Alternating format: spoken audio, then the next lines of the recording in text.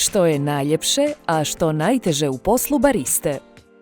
Kad radite ono što iskreno volite, teško je ograničiti odgovor i istaknuti jednu ili dvije prednosti. Ipak, ako već nešto moram izdvojiti, onda bi to sigurno bilo zadovoljstvo kupaca i potrošača.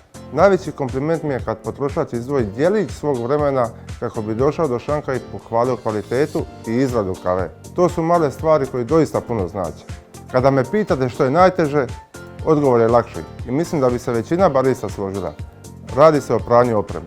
Najdosadniji, a zapravo jedan od ključnih procesa u radnom danu. Tako da, što se mora, nije teško. Što najviše voliš u svome poslu?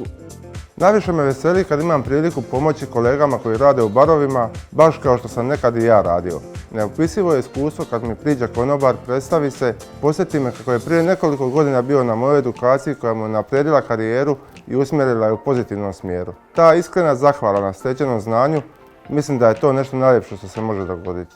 Da, podrška kolegama i viša razina kvalitete kave na tržištu kao cilj i težnja zapravo je ono što najviše volim u svom poslu. Koje su različitosti u navikama hrvatskih potrošača?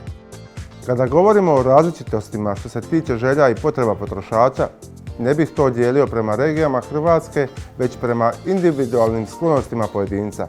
Svugdje postoji klijenti koji preferiraju različite kave i vole drugačije palete okusa. Bilo bi pogrešno generalizirati tržište, ali ako moram izdvojiti neke dojmove, rekao bih kako u urbanijim središtima potrošači više uživaju u kavama koje sadrže više arabike, dok u ruralnim područjima potrošači preferiraju intenzivnije kave sa većim postotkom robuste. Kako ocjenjuješ kvalitetu espressa i kofi kulturu u Hrvatskoj? Ponosno moram primijetiti kako se kvaliteta proizvoda te kofi kultura svakodnevno podižu na višu razinu. Možda se to ne događa brzinom kojom bi mi to željeli, ali sigurno je da svaki dan predstavlja korak naprijed i stepenicu više. Hrvatska je turistička zemlja i svakako moramo pratiti trenutne svjetske trendove. Ugostiteljstvo napreduje, navike se mijenjaju i usvajaju se nove vrijednosti. Siguran sam da je određene ustaljene navike ispijanja kave vrlo teško promijeniti. Budući se radi o proizvodu koji je po konzumaciji na svjetskoj razini odmah iza vode. Potrošači su iznimno osjetljivi na promjene čak i kada su one nedvojbeno bolje.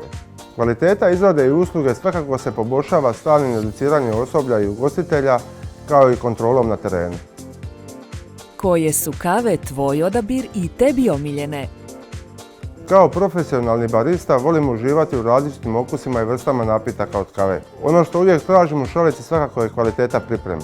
Kava koja je pripremljena na ispravan način ima svoje čari, prednosti i okuse koji su specifični za određen blend ili sortu. Takva kava ima puno toga za ponuditi. A ako je barista pri izradi začini sa malo ljubavi, užitak je zagarantiran.